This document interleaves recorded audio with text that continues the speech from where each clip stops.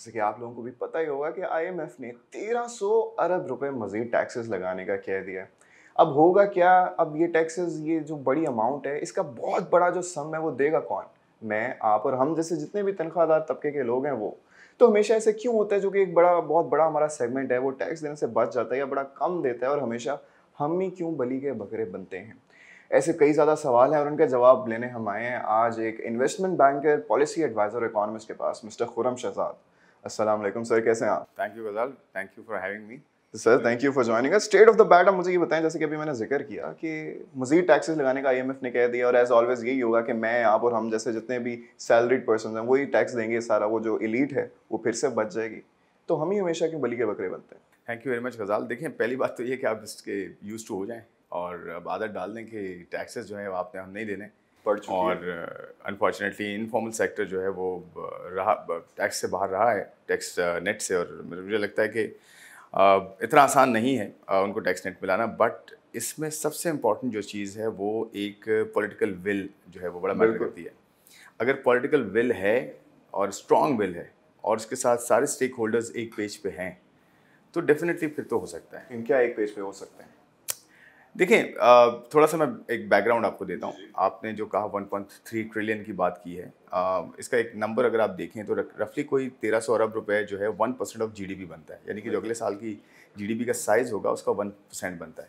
और इस साल का जो टारगेट था वो तकरीबन कोई 9.5 ट्रिलियन रुपए के करीब था। उसमें से 8.5 ट्रिलियन रुपए की सिर्फ और सिर्फ कर्ज़ों की अदायगियाँ हैं आपकी। तो आप सोचें कि फेडरल के पास कितना कम रूम है जो है मनूवर करने का, या फिर अपने आप को मैनेज करने का, या पूरे कंट्री के फाइनेंसेस को जो है वो मैनेज करने का। तो ये जो है डिफरेंट गवर्नमेंट्स ने किया भी खुद ही है कि कर्ज़े बहुत ज़्यादा लिए, टैक्सेस सही जगह लगाए नहीं, और ख़र्चों को जो है वो एक पूरी इक्वेशन है ना कि टैक्सेस सही जगह से लेना, कर्ज़ों को मैनेज करना। यानी कि अगर टैक्सेस सही जगह से लेंगे आप तो कर्ज़े शायद इतने ज़्यादा लेने ना पड़े, और एट द सेम टाइम अगर आप अपने एक्सपेंडिचर्स को कंट्रोल करके रखते हैं, कंटेन करके रखते हैं और अपने साइज़ को कम रखते हैं। आपने डिवॉल्व किया है प्रोविंसेस को अपनी कुछ जो है एडमिनिस्ट्रेटिव पावर्स दी हैं, कुछ फाइनेंशियल पावर्स दी हैं, तो प्रोविंसेस का काम ये बनता है कि वो लोकल लेवल पे जाए। क्योंकि देखें, इकॉनमी पूरी दुनिया में ना, या कंट्रीज़ में कहता हूँ, पूरी दुनिया में बॉटम अप रन होते हैं। फेडरेशन स्ट्रांग होती है नीचे से, रूट से, हर चीज़ रूट से स्ट्रांग होती है। बिल्कुल। तो ये इसी तरह से ये है कि आप एक घर से शुरू करते हैं, एक फैमिली से, एक मोहल्ले पे जाते हैं, एक शहर पे जाते हैं, एक प्रोविंस लेवल पे जाते हैं, स्टेट लेवल पे जाते हैं, फिर आप जाते हैं कंट्री लेवल पे, फेडरल लेवल पे। तो इस तरह से बॉटम अप होती है, टॉप डाउन नहीं होती। टॉप डाउन कभी भी चीज़ें मैनेज नहीं होती। अगर आप सब चीज़ें टॉप पे लेके बैठ जाएंगे और सबसे नीचे वाला तबका जो है बेचारा, ऊपर वाला जो है वो फैसले कर रहा होगा, जिसको कुछ आइडिया नहीं है कि ग्राउंड पे क्या हो रहा है।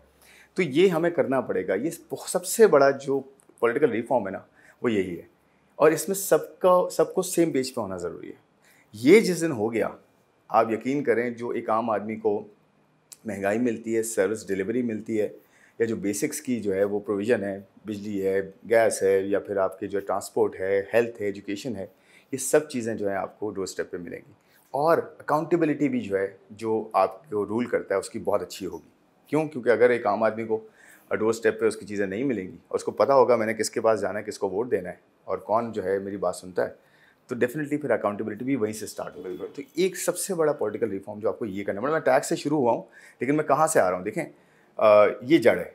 तो ये रिफॉर्म करना बहुत ज़रूरी है। सेकेंडली, फिर स्टेट लेवल पे डिवॉल्व जब आप करते हैं कि जी टैक्सेस जो हैं सिर्फ स्टेट का काम नहीं है, बल्कि प्रोविंसेस और सिटीज़ का भी काम है। देखिए, सेल्फ सफिशिएंट होने का आजकल ज़माना है। बिल्कुल। आप पड़ोसी ममालिक को देख लें, हर जगह पे अब ये हो रहा है कि जो बड़े सिटीज़ हैं, जो मेन सिटीज़ हैं, वो जनरेट करते हैं भारी भरकम टैक्सेस।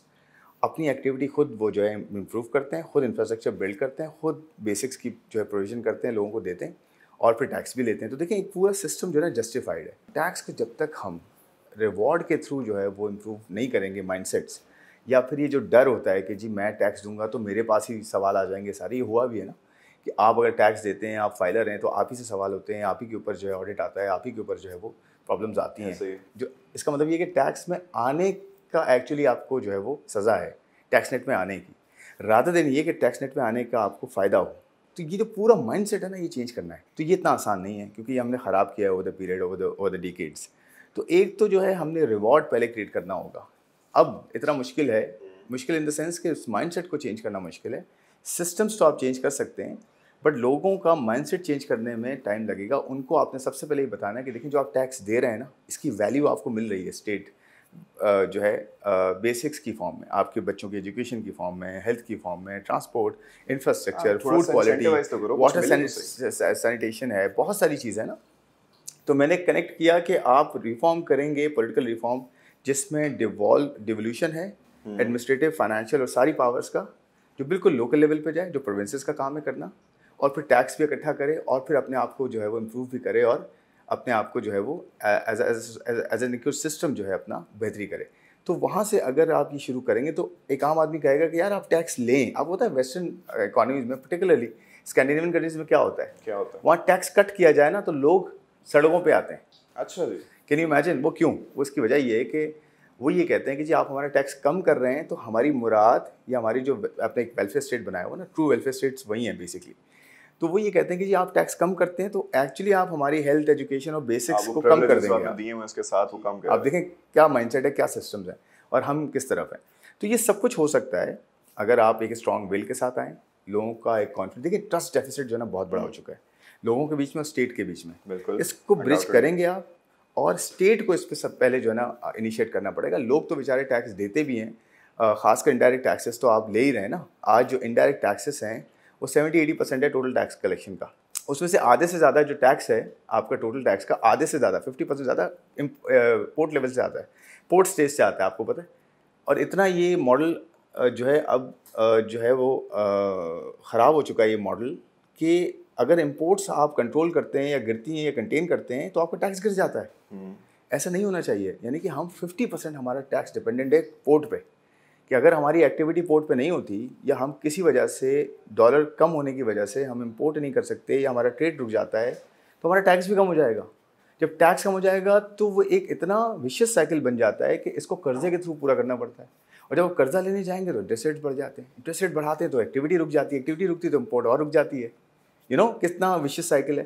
तो ये पूरे निज़ाम को आपको बैठ के रीइमेजिन करना पड़ेगा, पूरा अंडू करके रीडू करना पड़ेगा, अनलर्न करके रीलर्न करना पड़ेगा। तो कहने का मतलब ये कि लोग हैं हमारे पास और पॉलिसी भी बन सकती है अच्छी, और हम जो है हर चीज़ बेहतर कर सकते हैं। ग्रेजुअली भी होगी, कुछ चीज़ें ओवरनाइट भी हो सकती हैं, बट ये कि एक अच्छी ह्यूमन रिसोर्स और जो है उनको एम्पावर किया जाए और पूरा प्लान किया जाए तो ये सब चीज़ें जो है हम बेहतर कर सकते हैं। और ये जो 1.3 ट्रिलियन की आपने बात की, जी। इसमें मुझे लगता है कि डेफिनेटली होपफुली कॉर्पोरेट सेक्टर पे ज़्यादा ना आए और जो सैलरी क्लास है इन पे बर्डन ना आए। देखें क्यों बर्डन ना आए? होपफुली इसलिए कि देखें आप IMF प्रोग्राम में और आपकी निगोसिएशन जो है ना, आप इतने ज़्यादा इस वक्त उस टेबल पे नहीं है कि आप बहुत ज़्यादा जो डिमांड कर सकें या बहुत ज़्यादा अपनी से आपकी हो।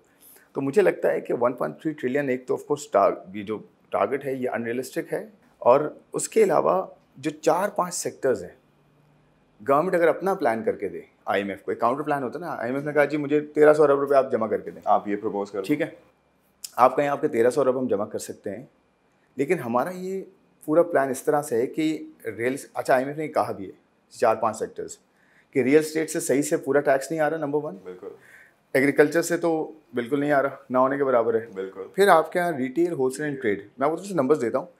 रिटेल, होलसेल एंड ट्रेड जो है ना इकोनॉमी का 20% है और 1% टैक्स जो देता है, हार्डली 1%। एग्रीकल्चर सेक्टर जो है ना वो 23% है और 1% से भी कम टैक्स देता है रिलेटिवली। तो कितना हो गया टोटल GDP का?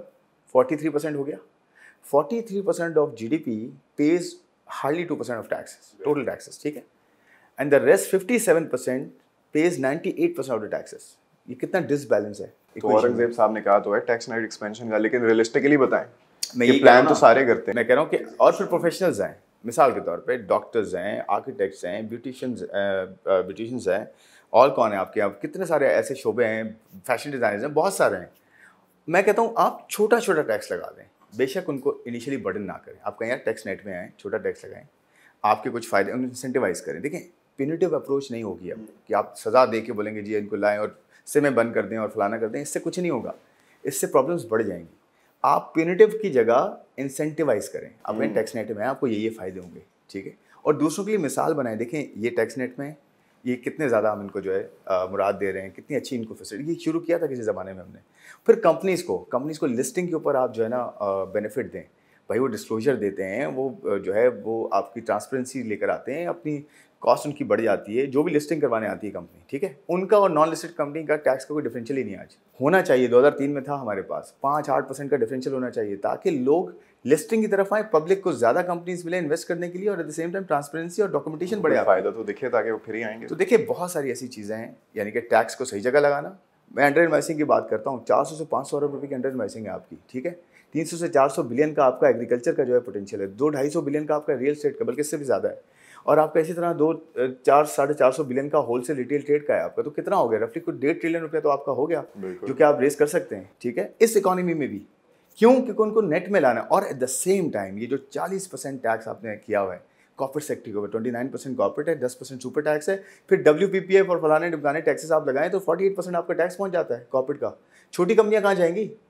छोटी कंपनियां तो गई आपकी, जो कि बैकबोन होती हैं। SMEs तो बैकबोन है आपकी इकोनॉमी का। 35% आपका एक्सपोर्ट में उनका कंट्रीब्यूशन है, और 40% से ज़्यादा नॉन एग्रीकल्चर लेबर फोर्स है जिसमें कंट्रीब्यूशन है SMEs का।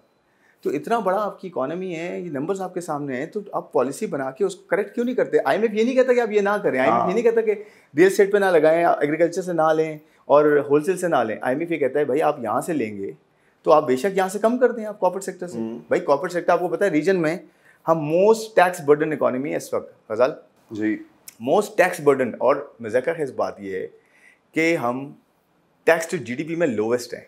इसका मतलब क्या हुआ? यानी कि हम जितनी इकोनॉमी है उसका, अगर मैं, अच्छा एक और चीज़, अगर मैं अपनी ग्रे इकोनॉमी को भी ऐड कर दूं तो टैक्स टू GDP और कम हो जाएगा मेरा।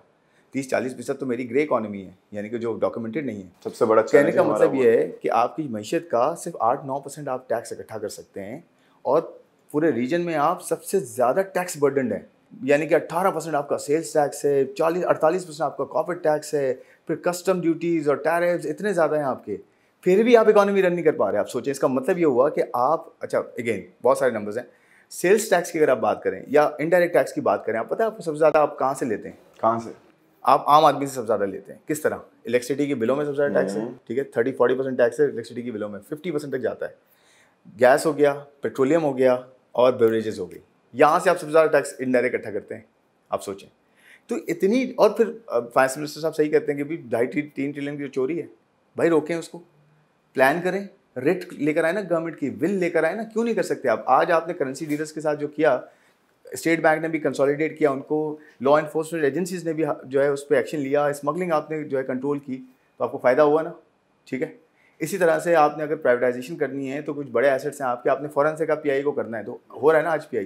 कहने का मतलब मेरा ये है कि जब आपकी विल होती है गजाल, सब कुछ हो सकता है, कोई बड़ी बातें नहीं है। तो ये 1.3 ट्रिलियन आप सही जगह से इकट्ठा कर सकते हैं, रादर ये कि एग्जिस्टिंग जो बर्डन है उनको बर्डन करें, उनके तो टैक्स कम करें ताकि इन्वेस्टमेंट हो आपकी, और आपकी इकोनॉमी आगे बढ़े, ग्रोथ, आपका पोटेंशियल रियलाइज हो।